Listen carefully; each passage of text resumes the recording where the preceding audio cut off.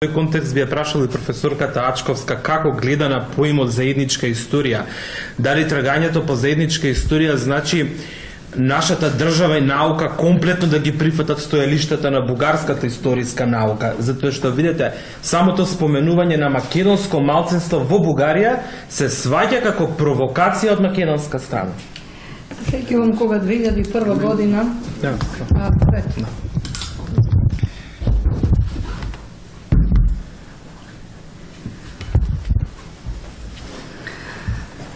Се сеќавам кога во 2001 година заедно со колегите тука Миновски и со колегата Танасовски бевме во Софија на една научна конференција и тогаш направивме обид како историчари да воспоставиме некаква комуникација со нашите колеги од филозофскиот и од историскиот факултет во Софија, кој секако оди многу тешко токму заради ова заедничка историја.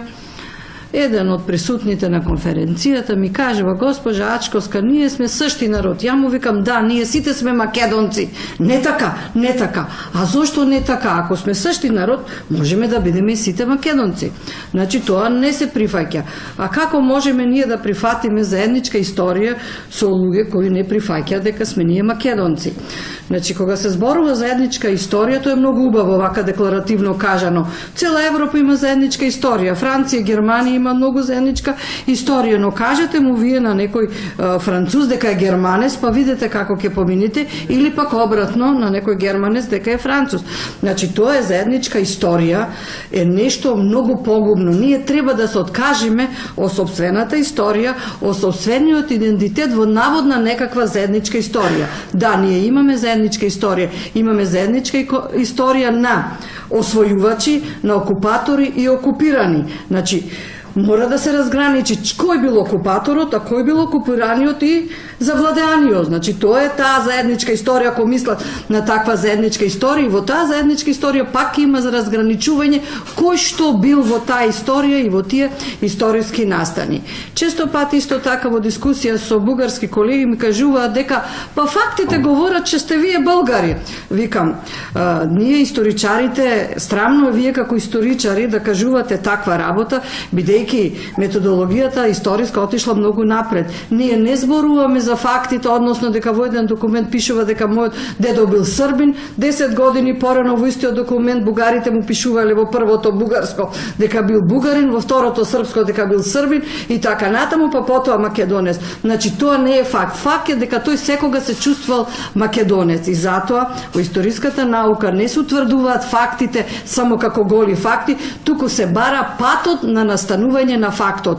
Во која држава, во кој историски контекст, за кои потреби, зошто настанал тој податок и тој факт. Кога така ќе се постават историските прашања, тогаш ние не сме същи народ, туку сме многу различни како народи со свој идентитет. Но, една ми е поентата. Јас не сакам да се враќам во 19 век. Ова што го прават сега председателите, односно премиерот и председателот на Бугарија, е нешто враќање во 19 век. Враќање во Сан-Стефанска Бугарија.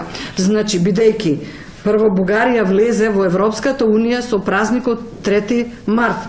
Со празникот на една романтичен сон, на една националистичка фикција. Европа, кога ги примаше, требаше да им каже: вие со тој празник имате територијални претензии кон 3 држави на Балканот. Како можете со тој анахронизам да влезете во Европа? Првото прашање е тоа.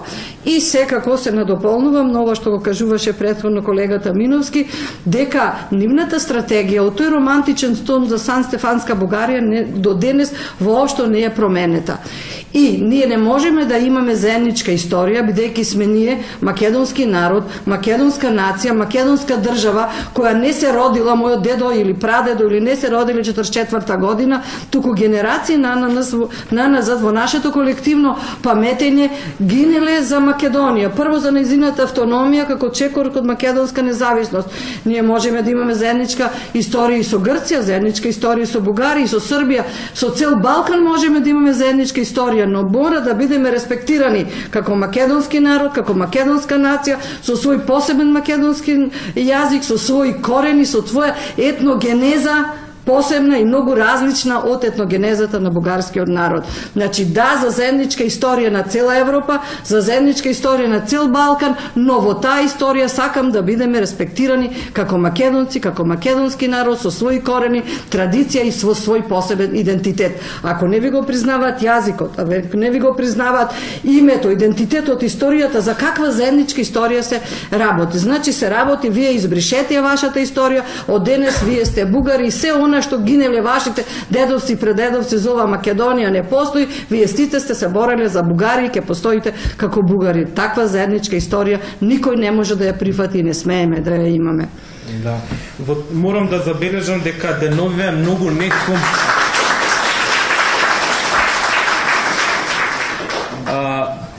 во овие денови многу некомпетентни лица со изјави во медиумите вршат неправилни споредби и внесуваат дополнителна конфузија околу целата тема. И уште едно прашање до професор Ачковска, ваш коментар околу онаа споредба за германско-француско помирување после Втората светска и да се поврзе со македонско-бугарско помирување. Можна ли е таква споредба? Значи, јас сум многу отворена како дух, би сакала да има такво помирување, да не живееме во 19 век и во Сан-Стефанската фикција на таа денешна надворешно политичка платформа на Бугарија, да бидеме во 20 век, каде како братски народи ќе си ги подадеме рацете и ќе гледаме да ја градиме економијата, заедничките врски, нешто сосема друго, да градиме иднина за нашите генерации, но не можеме да градиме иднина додека не си ги почитуваме корените. Кога се работи за француско германското помирување, јас веќе претходно кажав, тоа е нешто сосема друго.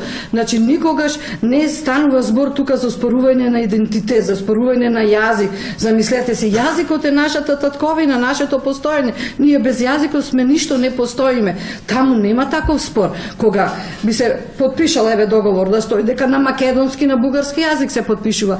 Зошто нас од национален јазик да бидеме сведени на јазик кој постои во уставот? Значи, тоа се работи кои многу субтилно ни се промовира, ние фактички да немаме свој национален јазик, туку да биде некој јазик во уставот. А од друга страна, ако се гледа бугарско-албанските врски уште од 59-та година, кога се кроја плановите да ја делат Македонија по Вардар, тогаш тоа е многу симптоматично, бидејќи сега се бара со другата платформа, не имаме и Тиранска, сега и Софиска платформа, се бара па да се воведе албанскиот јазик како втор јазик да се внесе во уставот. Тогаш, значи, што правиме? Тоа се тие работи кои се абсурди. Инако, кога се зборува за француско-германското помирување, дај Боже ние да имаме такво помирување, меѓусебно да си ги признаеме своите нации, своите јазици. Таму не е идентитетот загрозен, ни од французите, ни од германците. Гледајте вие французите, почна се од интернет кој беше на англиски преведен на француски јазик, каков национализам имаат. Значи, љубов кон сопствениот јазик, држава, нација, не даваат никој да им го загрози. А ние сме директно загрозени со негирање на нашиот јазик, идентитет, историја, име.